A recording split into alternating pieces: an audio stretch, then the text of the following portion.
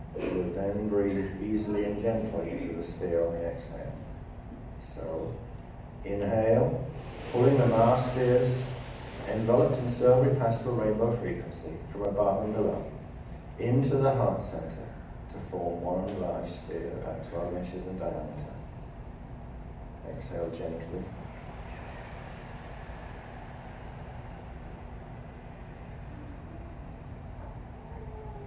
Now leaving the swirling Mars sphere at the heart center. For the moment, move your attention to the Mahadra point at the center of Earth Core.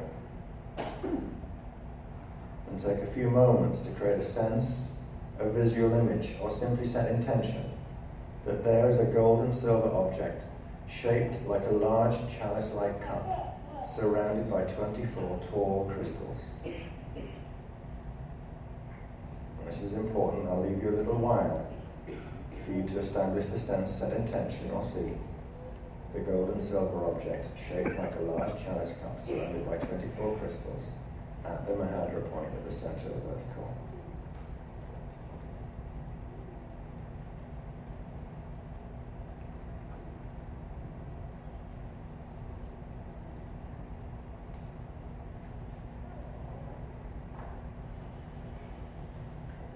Now gently bring your attention back to the Mars sphere at the heart center. And I'll explain the step first.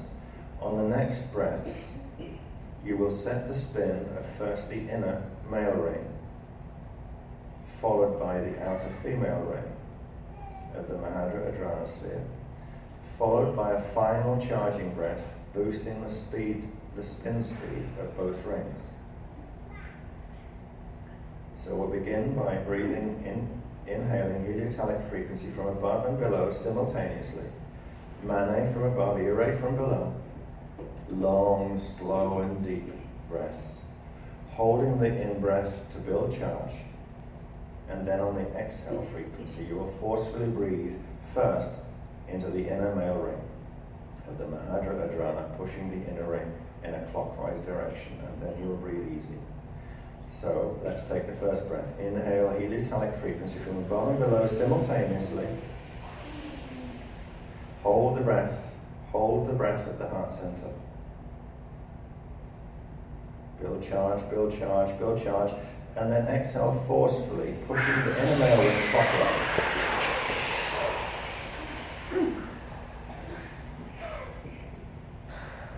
Breathe easy for a moment. In a second, we're going to repeat the same breathing technique by drawing frequency once more from above and below into the heart center. Long, deep and slow breaths. Holding the breath to build charge, and then we'll exhale forcefully into the outer female ring, pushing the ring in a counterclockwise direction around the inner clockwise spinning ring. So as you're visualizing this or intending it, allow that the inner ring is spinning clockwise while you're running the female breath. So inhale from both directions, above and below, long, deep and slow. Hold the breath to build charge, build charge, build charge. Hold, hold, hold. Focus on the male spinning clockwise. See the static female outer ring, and on the exhale, push the female outer ring counterclockwise around the clockwise spinning male ring in the center.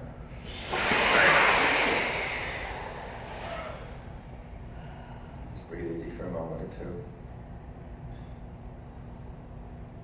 We're going to repeat the same breath in a second. Inhaling long, deep and slow. We'll hold, but this time on exhale, I want you to consider the out-breath rather like a laser beam, in which you push a fine beam of frequency into the very center of the Mahadra Adhrana. And this will cause the inner and outer rings to spin faster and faster, while the Mahadra Adhrana will begin to grow brighter and brighter. So inhale from above and below, long, deep and slow. Hold that breath and build charge, build charge, build charge. Watching the Mahadra Adhrana with the outer ring spinning counterclockwise, the inner ring spinning clockwise, and prepare your laser breath to push into the very center of the Mahadra Adhrana. Exhale when you're ready. Causing the rings to spin faster and faster, and your toes to begin to grow brighter and brighter. And then just breathe easy and relax. Maintain visual or imagined contact with the spinning, glowing Mahadra Adrana at the heart center.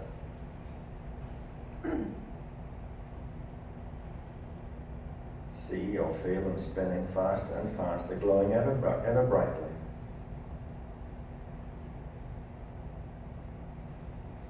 In the next minute or so, I want you to formulate your intention, your personal intention, to anchor and activate the universal Christic vision seed through the opening of the 24 blood crystal seeds within yourself, the indigo shield, the planetary, galactic, and universal grids. It's important that you take a few moments to build a clear, loving, and firm intention that you and the people you share this with will anchor and activate the universal Christic vision seed through the opening of the 24 blood crystals within yourselves, the indigo shield, the planetary, galactic, and universal grids. In whatever way feels appropriate, repeat your stated loving intention in your mind until you're clear. There is no further clutter around the thought processes at all, and hold the thought. Don't allow any extraneous wandering, any other thoughts. Just repeat to yourself the way that you want to express this intention as if you were speaking to someone. Really reinforce and build the intention. This is important. Continue to do that, and I'll tell you what we'll be doing next. We're going to take these thoughts and we're going to place them in a miniature replica of the gold and silver chalice surrounded by 24 crystals, which you had earlier visualized at Earth Core. You will inhale heliotalics from above and below, building charge, and you will forcefully exhale the thought intention into the miniature chalice. The chalice will be created at the heart center, which is where we're working from at the moment. After the exhale, which will be a gentle one, we will inhale once more and we'll push the miniature chalice and 24 crystals and your thought intention into the center of the spinning Mahadra Adrana sphere. So,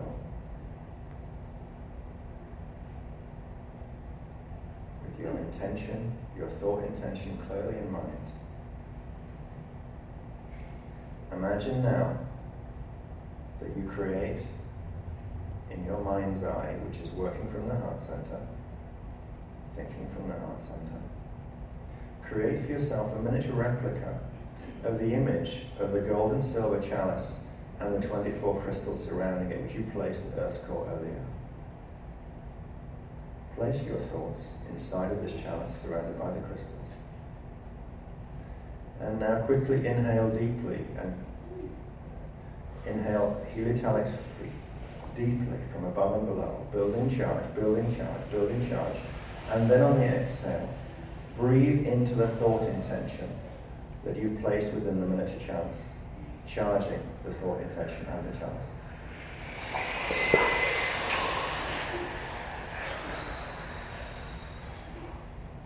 Now relax for a moment, and we'll shortly inhale once more.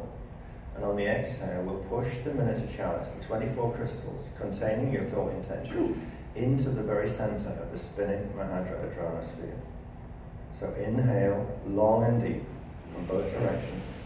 And on the exhale, push the miniature chalice, 24 crystals under your thought intention, into the center of the spinning Mahadra Adrana sphere. And then breathe easy as you watch the miniature chalice accrete the frequencies of the Mahadra Adrana, expanding and finally merging with the spinning Mahadra Adrana sphere.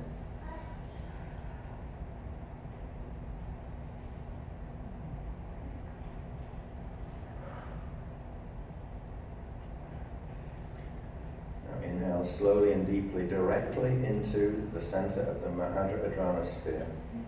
Hold the breath as long as it's comfortable. With a long, slow, forceful exhale, push the spinning Mahadra sphere down and into the gold and silver chalice at Earth core. Okay, so inhale, build charge, and then forcefully exhale, pushing the Mahadra Adrana sphere down into the gold and silver chalice at Earth core. As the Mahadradhana sphere floats directly downward below your feet, notice the chalice and surrounding crystals but glow silver pastel rainbow and then flares out as the Mahadradhana spheres enter the chalice.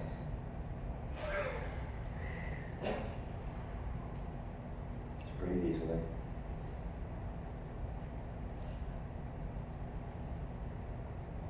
The next inhale will be long, slow and deep, and we will draw the activated Mahadradhana sphere up into the heart center, and then exhale slowly and gently into the heart center. So inhale, long, slow and deep, draw the activated Mahadradhana sphere up into the heart center, and then exhale very gently into the heart center itself.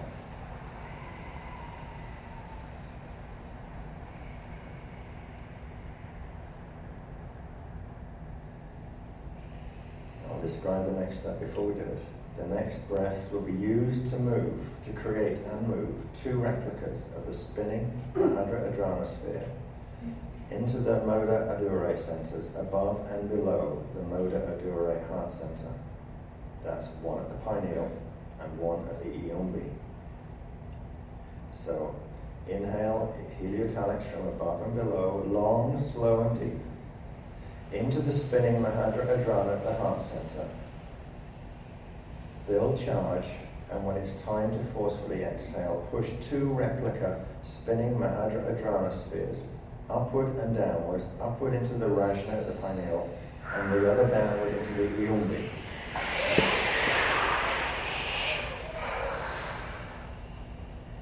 Breathe easy and notice or intend that you now have 3 Mahadradhana spheres spinning and glowing, golden, silver, pastel, rainbow colors at each of the 3 physical body positions of the Moda Adure centers. Next, we will do the initiation breaths. These consist of 4 sets of 6-point heliotalic breaths taken simultaneously from each of the 3 Moda Adure centers. So breathe easy for a moment. Just relax and breathe gently, making as sure as you can that you actually see, feel or intend the 6-point breathing axis is comfortably set in each of the 3 Moda Adure centers before we begin. The 3 spinning golden, silver, pastel, rainbow Mahadra Adure spheres are beginning to separate out into 6 grapefruit-sized spheres around each of the 3 Moda Adure centers. Continue to develop focus on the 3 Moda Adure centers and the 6-point grid stationed at the center of each of them as preparation for the breathing. I'll count you through each set of 4, 6 breaths, 6.6 breaths, okay? So get ready for the 6-point breathing simultaneously from the 3 centers. You'll be pushing miniature, grapefruit-sized Mahadra spheres along each of the points of the 3 6-point grids in the usual way. Okay. Set 1. Ready for the first inhale. In, out. In, out. In, in, out, in, out. 6th breath coming up, in, out. Just pause briefly. Second set. In, out, in, out, in, in, in, out. Final breath. In, out. Just breathe easy for a moment or two. Third set. In, out, in, out, in, out, in, out, in, out. Final breath, in. Just breathe easy again for a second or two.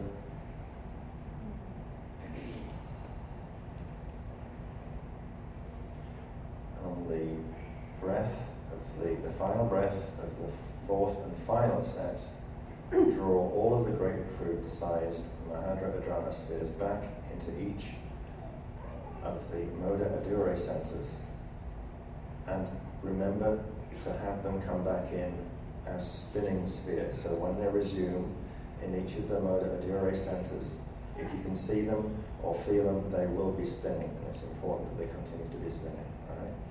So the final set of breaths. In, out. In, out. In, out. In, out. In, final breath. In, and hold it a little longer. Hold it, hold it, hold it, and out.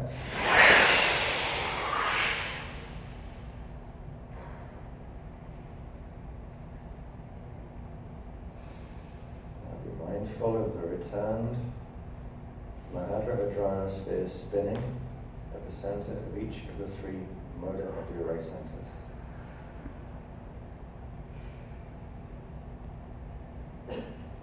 On the next inhale, long, slow and deep from above and below, we'll be drawing the three Mahadra Adhrana spheres together to form one large spinning Mahadra Adhrana sphere at the heart center. Okay, so inhale long and slow and deep from above and below. Drawing the three Mahadra Adhrana spheres together to form one large spinning Mahadra Adhrana sphere at the heart center, and hold. Hold and build chance. Hold for as long as you comfortably can. On the exhale, forceful exhale, we're pushing the sphere down the central vertical into the gold and silver chalice and 24 crystals at earth core. Exhale when you're ready, and the chalice will flare with silver pastel rainbow frequencies, merging together the Mahadra Adhrana and the chalice, becoming one. The chalice will be absorbed by the Mahadra Adhrana. Now inhale quickly, pulling the merged chalice and sphere all the way up to chakra 14, 36 inches above your head. And exhale rapidly, pushing the sphere in chakra 14 all the way down to earth's core. Pause briefly, and with a long, slow, deep inhale, draw the spinning Mahadra Adhrana sphere up from earth core and into the Azare. Breathe into the Azare gently and relax.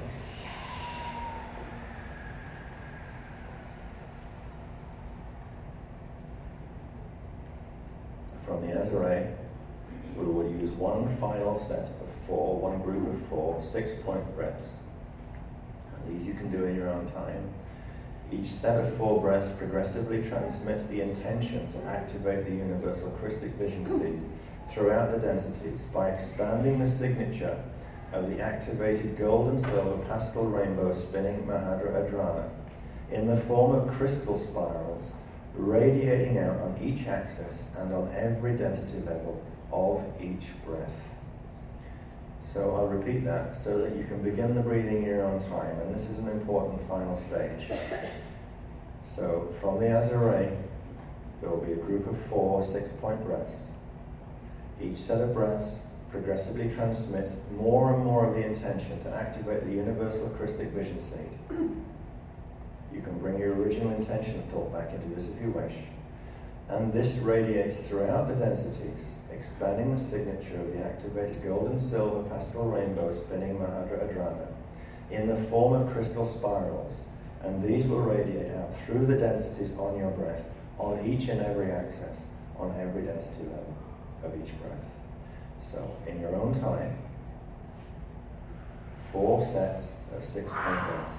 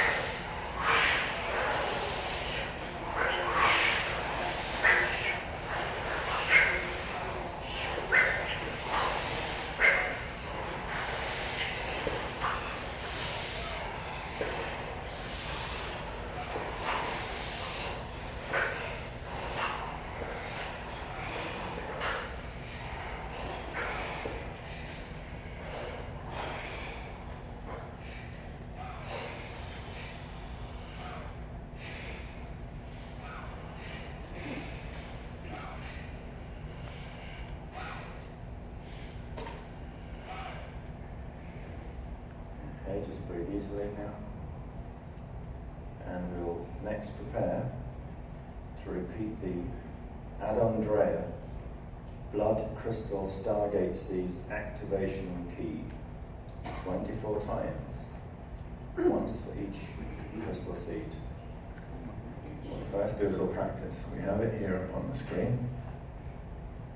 I don't know why there was so much less concern for the emphasis on the first line, but they were very keen about the emphasis on the second line.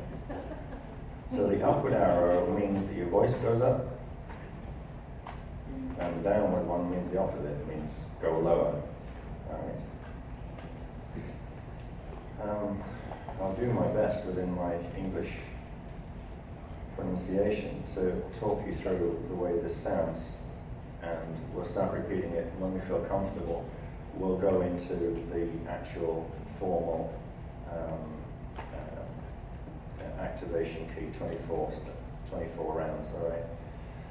So the way this runs is Ea ha ra she etu dum. Aya ha aya ha ra she. Aya ha ra she etu dum.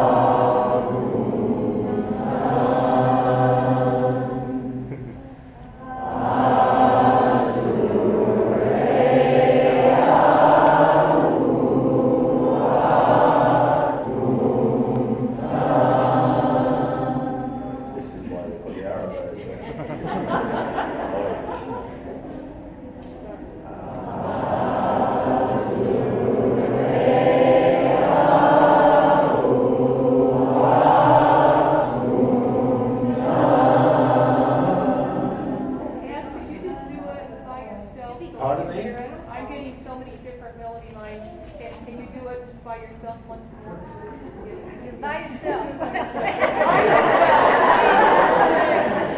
I'm hearing so many different harmonics now that I can't. I'm not about to demonstrate. I'm not about to demonstrate the means of achieving the affinitia state now.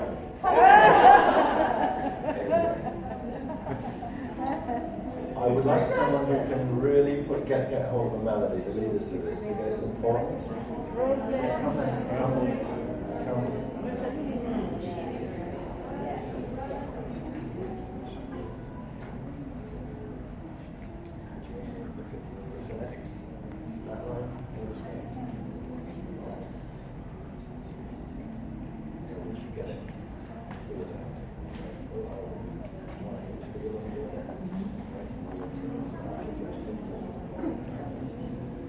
So the plan is, because I hate being pro-faced, but this is a stupendous technique, right?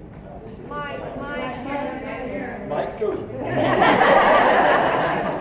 What I was discussing with Beloved was that what this is really important. I don't hate being pro-faced, but it's really, really powerful. This is the finale, right?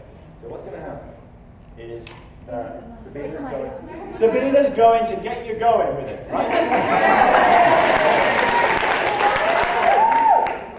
And when I can feel the frequency building and I can get hold of the kind of collective melody that you generate, I will call you on the first of the 24 rounds, right?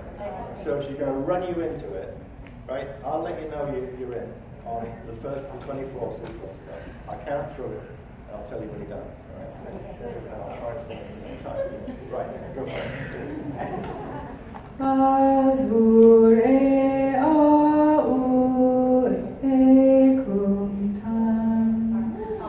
Azure au ekumtan. Azure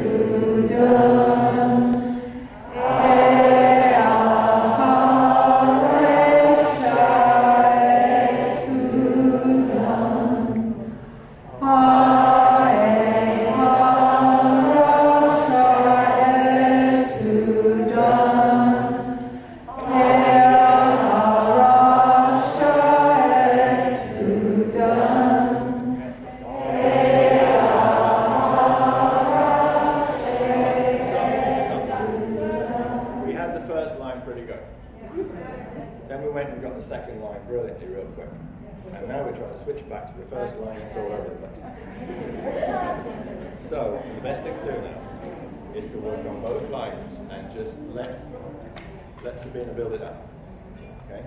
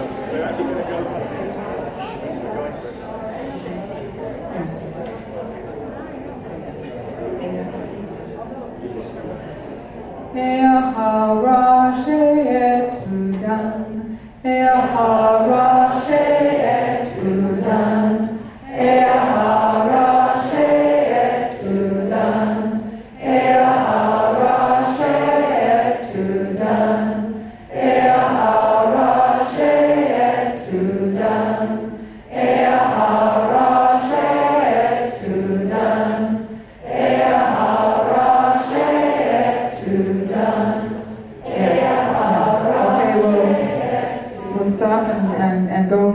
first one right into the second. I'll do two rounds first with it together. There's part of saying Shay and part of saying Shah. It should be Shah.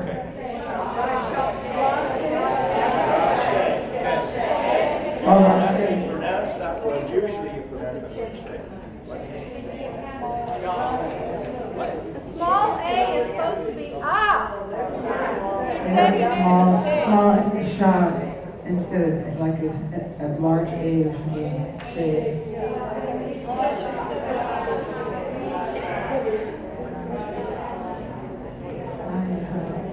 You're right, because it would be cafe, yes? Yes. You're right. Shah, that's correct. Not Shay, it'd be a cafe, not Shay. Right. Thank you. Now let's begin run a couple of rounds of both lines and begin joining in, okay? Look, the only way we're going to get this to go is for Sabine at the beginning, and she'll do it. And start to sing with her, right? And then you build the whole rhythm as well. Right? You develop a collective melody once you start. But let her get it rolling, okay? And then start joining with her when you feel it, okay? Song has written, right? As written or as ratio? Correct. The raw is the Ray is raw now. It is right. It is raw. Rasha. Not Shay. As I've already said, if it was Shay, it would be a cafe. Cafe, lowercase h. That's a mistake. That's a mistake. It's my mistake in interpreting the sound. Okay? Oh, interpreting the sound. No, it's typewritten the correct way. That's right. That's the way it came down. That is right. Okay. It's just me forgetting how to make noise. So Should be a radio. Darling, how do you pronounce it? You don't say Katarai. You say Katarai. It's right. That is right. Promise you. That is right. Ayaha Rashi. Okay, let's do it. Russia. I really want us to sing it, but if we can't say it, I'd rather we sang it. Ayaha Rasha etudun. Ayaha Rasha etudun. Ezur Ayaha Stop. Okay. Both lines. Yeah. Yeah. Okay. I'm going to do both lines together. And enjoy it once she's got it moving. Just wait, let her get it moving first. Eaharasha etudun, Eaharasha etudun, Eaharasha etudun, Eaharasha etudun, Ezur eau akumtan, Ezur eau akumtan, Eaharasha etudun, Ezur eau akumtun, Eaharasha etudun, Ezur eau akumtun, Eaharasha etudun, Ezur eau akumtun, Eaharasha etudun,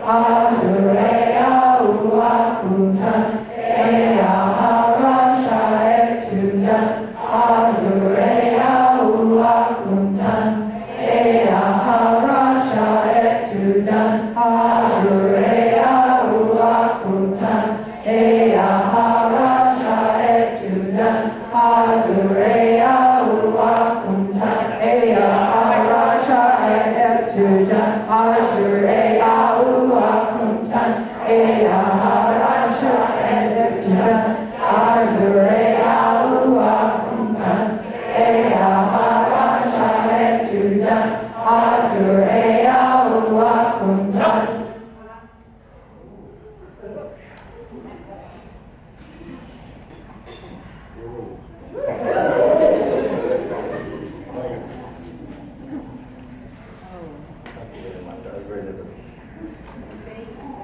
Ashalonka, Kashada.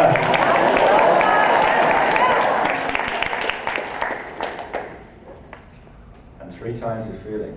Ta'isha in Shadoi.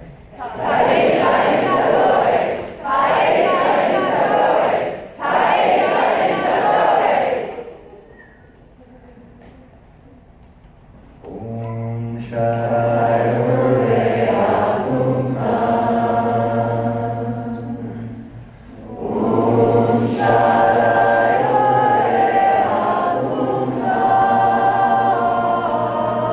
That's right, let it rip. Go on.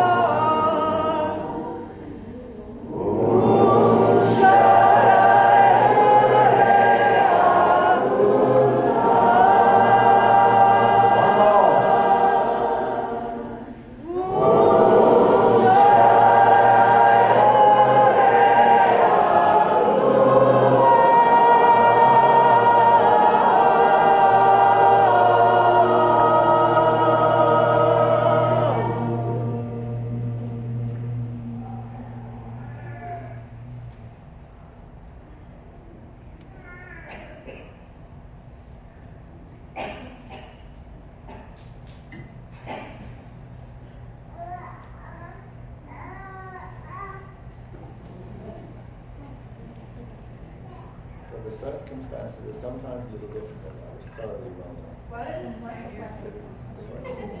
Though the circumstances may sometimes feel a little difficult. Well done.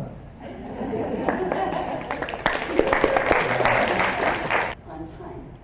And bullshit you. I could talk, if you haven't noticed me, but I could talk from here to eternity until you fall asleep in the chairs to keep you occupied. But that would be an insult to your intelligence. You came here for a reason. People were drawn to this workshop.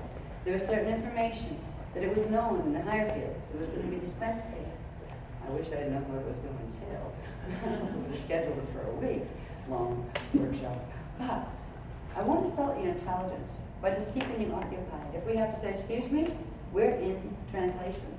We have been in translation literally since some bizarre hour before dawn this morning. We got about 2 hours sleep last night.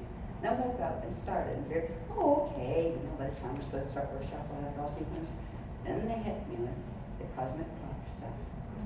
Now, if you've ever seen anything to do with the mind calendar, or even seen any information about the yugas, the Kali yugas and all that kind of stuff that Sanskrit teachers teach about, well, what if there was, behind all of those things, an original cosmic clock format? The keys to all of those things are in that format. The key alignments are in that format. But in order to have them, you have to start from the monad, the universal monad, all the way down. I will tell you, this has been the worst translation I have ever had to do. And it's only partially complete. But it needed to be complete for this evening. Because at the bottom of the translation was a particular angular relationship of a couple of graphs, some of which we've seen before. There's also an encoding of a series of graphs that are digital data encoding things when you see them. You're actually encoding that into your third strand through 6. bring them through the sixth chakra in the pineal, downstep it, and actually give the codes of the information in your DNA. If these graphs, this series of graphs, weren't done, where I didn't know the whole frequency pattern, and I didn't understand at least to the level that it did. So where we got to the base code, the final code, after a series of graphs, it downsteps. Most of our graphs come through, by the way, as one consolidated mess, right? Where you see everything laid out on one graph, you go, oh my God, there's so many dots on that page, you can't even see the line, the spaces in between. So we pull them out, we break them out after we get a major series of graphs down, break them out into a sequence of events that apply to linear time and understanding things in linear time. This series of graphs was like that, except it was about the cosmic clock. And it came down to, if I wasn't able to bring in the whole the series of graphs, even to a rudimentary level, which I will tell you, they are at a rudimentary level, but good enough for your strand 3 DNA to pick it up and take it down and anchor it all the way to your monad, which is important, because if you're going to anchor the code at the end of it, at the particular angles that it needs to be anchored at, you need to have the downstep paragraphs. What it comes down to is you were given today, earlier, a technique. As with this one through, and it's true to form, it was a technique to begin to activate the blood crystals. The 24 blood crystals. There are 24 core blood crystals that form the, let's say, Ioni body from density 6. Now, we begin the process of activating the blood crystals because it's activating these that allows the parameter fields to begin to rotate again.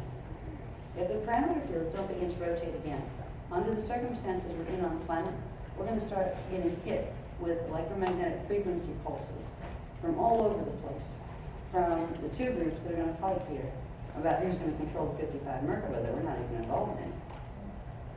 So it was essential that we begin parameter field activation, which meant it was essential that blood crystal activation began.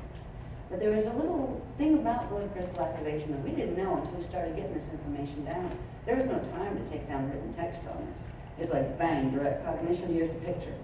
Right? The picture speaks 1,000 words kind of thing. Later we break it out and like put words to it and explain. But it comes down to the fact that we all have in our body, in the system that's called the Moda Ephorae complex, a series of crystals, little tiny, tiny crystals that are embedded in the system on each density level. And these crystals are connected to an etheric duct system and an etheric membrane system that either allows frequency to or it doesn't. If you activate the blood crystals under the present circumstances on the planet, they will activate under the axis shift mutations that are in the planetary shields up in our solar shield.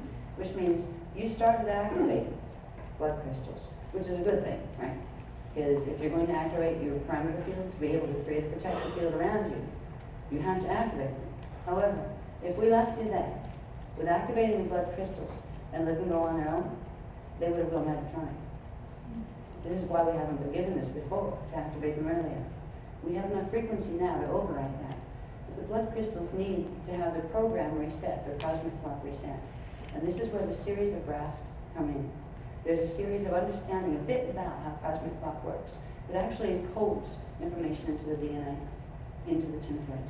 And once you get down to the final graph, there's a particular, not long, meditation that you induce the code where you literally give the program of the natural mathematics, the natural Merkaba alignments all the way up to the blood crystals. There's about a 48 to 72 hour frame on when blood crystals begin to activate as to whether or not they will be able to be reprogrammed from what they're holding. That's why, even if we have to hijack here for 3 days or whatever, because if we brought through the information where you can start activating your blood crystals, but we're irresponsible enough, just because it took so long to get these graphs down. These graphs were hard. When you see them, you'll probably understand why. It's enough to make you totally dyslexic in 6 different directions at once. However, once you get to the bottom, it's pretty easy. But the thing is, they could have given us the bottom here, just do this at this angle. But it wouldn't have coded down the step-down pattern that needs to go through the DNA. You need to see these graphs. That's why we have to take the time. If we let you go with just activating the blood crystals and let you go from there on your own, we would have been doing a disservice to you. It was essential that once that step was taken, that you also had the information that would allow you to set the right narcotic program in the blood crystals, so you didn't sabotage yourself unknowingly. And that's why we were late today. This has been one of the many lessons that we've had in what the heck is late anyway? According to who? According to what standards? We all try to meet when we say we're going to meet, out of respect for each other, so we can find a space-time coordinate where we can all come together, even if it's two people. You know, you try to show up when you say you're going to show up. But there are times when especially when you're working with the higher dimensional frequencies, that to get a certain body of data on the planet requires a certain level of activation on the planet, in the planetary core, where you can't pull the data. The reason we can even pull the graphs that I'll show you this evening before we leave, and I might have to do it like shotgun, but it's like an automatic weapon. Once we get going, because we just have to leave. But with this information, anyway, tell me to shut up and go. Yeah. Is that you again? This has been happening for about a year, where I'm used to getting my eye in my head. I'm used to getting like, excuse me, just like redirect me, go for this, right? But now I'm getting him in my head. I go, wait a minute. That was you, that wasn't me, wasn't it? Anyway, I'm being asked to speed it up because we don't have a lot of time. But I want you to know that people who have an issue with time, it's really a control issue. They pointed this out to me tonight because I've had an issue. I felt terrible every time I was late for a workshop. I turned myself inside out. I mean, literally, not to be disgusting or anything, but we came from Seattle like 2 days ago. I got a bath first night we came. You know, I haven't seen the bathtub since.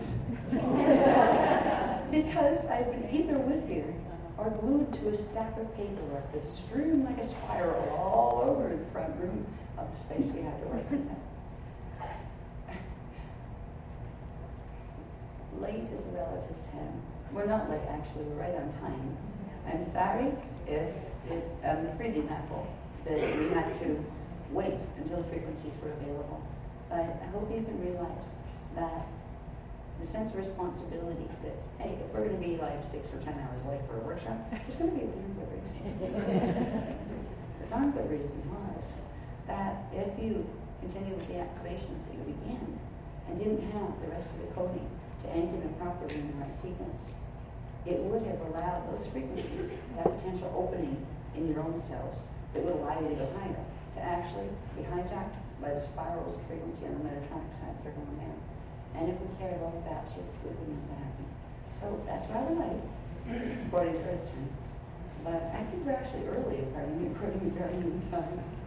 If you challenge that, they're trying to help me learn not to get anal about it, not to get, oh gee, I'm always like, I can't stand this, because I can do that. I've got this like triple Virgo imprint all over the place. And when you have all sorts of things in Virgo when you're born, that's a healthy influence. Because that is a real rigid perfectionism in him. You learn to let that go. You're just transcend the program. This is part of my process of transcending the program. I thank you for being a part of it. A part